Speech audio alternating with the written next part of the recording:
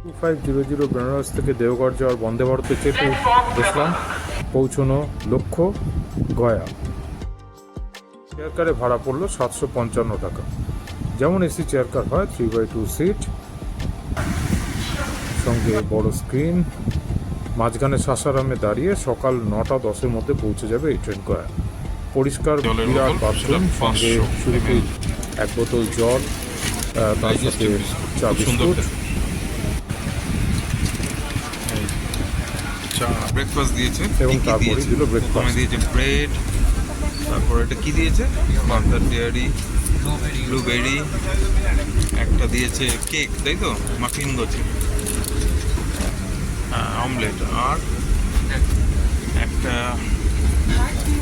Ketchup, Amul butter. একদম সঠিক সময় সকাল 9:20-তে পৌঁছে গেলাম আমরা গয়া স্টেশনে। গয়া স্টেশনে নামলাম। গয়া স্টেশনে একটি কাছেই হোটেল নিয়ে আমরা ঘন্টা 4 অপেক্ষা করলাম। এরপর 2304 গয়া টু হাওড়া বন্দে গয়া ভারতে চেপে স্টেশনে বসলাম। এই ট্রেনটি কিন্তু প্ল্যাটফর্ম নম্বর 1C থেকে ছাড়ে। আমাদের টিকিট ছিল এসি চেয়ার কারে, যার ভাড়া 1300 টাকা। এটা ভালো বল, এটা বিকেল 3:15-তে ট্রেন ছাড়ার সাথে সাথে আমাদেরকে দিয়ে দিল সান্ধ্য খাবার, যাতে চিড়ে ভাজা, কচুরি, পপকর্ন, জুস, চা এসবই এর মধ্যে ছিল, সঙ্গে 1 লিটারে 1 বোতল জল প্রত্যেকের জন্য। এরপর একে একে স্টেশন গেল কোডারমা, পারশনাথ এবং ধানবাদ, আসানসোল এবং দুর্গাপুর। দুর্গাপুর বেরোনোর পর ডিনার দেওয়া। দুর্গাপুর বেরোনোর পরে 7:30। লেখা নেই।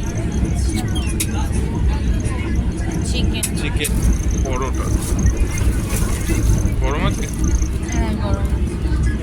এটা মনে হয় ভাত দিয়েছে, ভাত ডাল দিয়েছে, ওই শুকনো সবজি গোছের আলু ভাজা টাইপের, তাই না? মিষ্টি মিষ্টি দিয়েছে, শেষ পাতে মিষ্টি। 9:10-এ হাওড়া স্টেশন আমরা পৌঁছে গেলাম।